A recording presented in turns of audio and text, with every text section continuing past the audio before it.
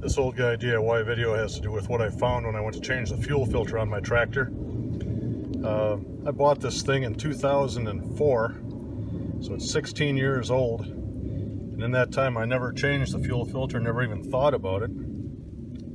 Then after I did some work on it the other day, I thought, I'll change the oil and I'll change the fuel filter and change the oil filter. So anyway, I was expecting to not find much, but when I pulled it out, this is what I found. See all this crap on the top. I'm just going to dump it out into here and we'll just see what kind of stuff we found in the fuel filter. I'm glad I decided to do this job. There was no impact on performance that I could tell, but you can see all the crud in the bottom of the bucket. And when you look into the bowl, there's just more black junk. You wouldn't think that you had all that in your fuel over the years, but obviously I did. So there was no demonstrated problem with performance that I was aware of. So I guess the filter did its job. And here's the new filter. That's the Kubota part number I need for an L2550.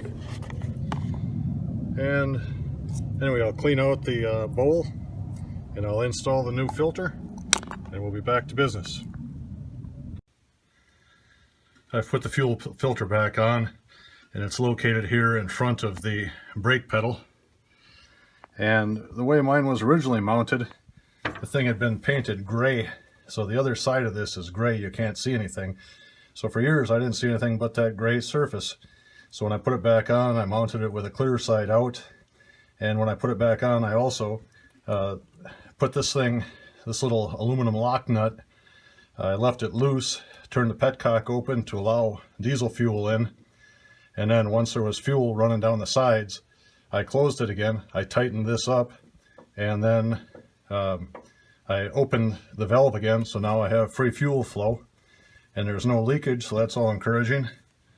And I look forward to the next time I use this thing. We'll see if there is any difference in power. Have a great day.